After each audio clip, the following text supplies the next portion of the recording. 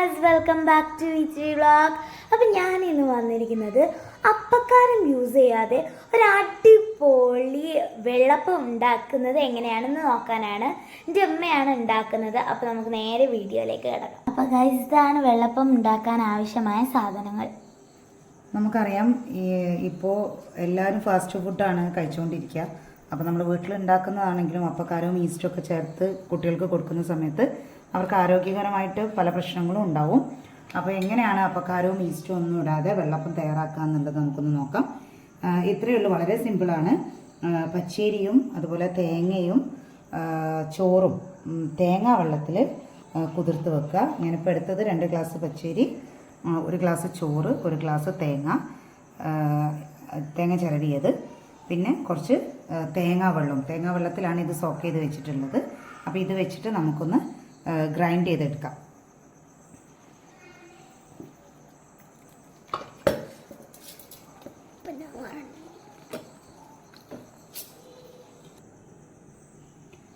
ഈ ഒരു കൺസിസ്റ്റൻസിയിലാണ് നമ്മൾ അരച്ചെടുത്തിട്ടുള്ളത്.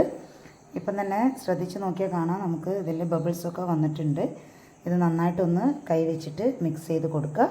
എന്നിട്ട് ഒരു 4-5 മണിക്കൂർ റെസ്റ്റ് ചെയ്യാൻ വേണ്ടി വെക്കുക. ഇതിപ്പോൾ ഞങ്ങൾ രാത്രിയാണ് അരച്ച് വെക്കുന്നത്. രാവിലെ ചുടുന്നേരം നമുക്ക് ബാക്കി കാണാം. അപ്പോൾ നമ്മുടെ മാവിൻ്റെ കൺസിസ്റ്റൻസി ഇങ്ങനെയാണുള്ളത്. ഇത് നന്നായിട്ടൊന്ന് ഇളക്കിയെടുക്കുക. ഉപ്പിട്ടിട്ടുണ്ടായിരുന്നില്ല, ഉപ്പും കൂടി ഇട്ട് നന്നായിട്ട് മിക്സ് ചെയ്യുക. നിങ്ങൾക്ക് നോക്കിയാൽ തന്നെ കാണാം, ഇപ്പം തന്നെ ചെറിയ ചെറിയ ബബിൾസൊക്കെ വന്നിട്ടുണ്ട്. നമ്മളൊരു അപ്പക്കാരോ ഈസ്റ്റോ ഒന്നും ചേർക്കാതെ തന്നെയാണ് ഇങ്ങനെ ഉണ്ടായിട്ടുള്ളത്.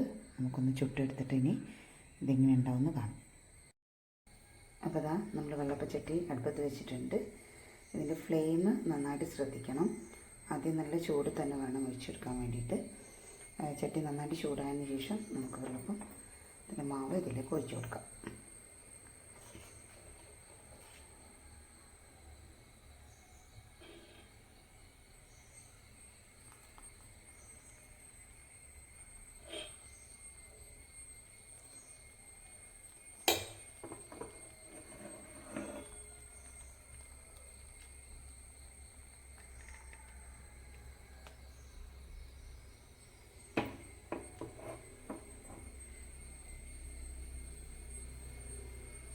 നിങ്ങൾക്ക് തന്നെ കാണാം, നന്നായിട്ട് ആരെടുത്ത് വരുന്നുണ്ട്. ഇനി നമുക്ക് കുറച്ച് നേരം അടച്ചു വെച്ച് വേവിച്ചെടുക്കാം.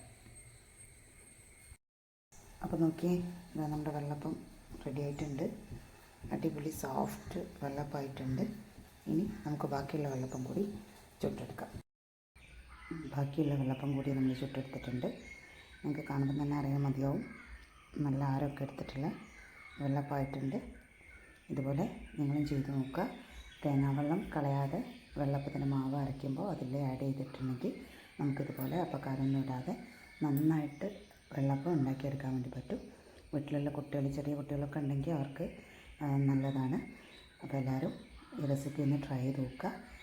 ഇഷ്ടമായിട്ടുണ്ടെങ്കിൽ വീഡിയോ ലൈക്ക് ചെയ്യുക, ഷെയർ ചെയ്യുക, ഞങ്ങളുടെ ചാനൽ സബ്സ്ക്രൈബ് ചെയ്യുക.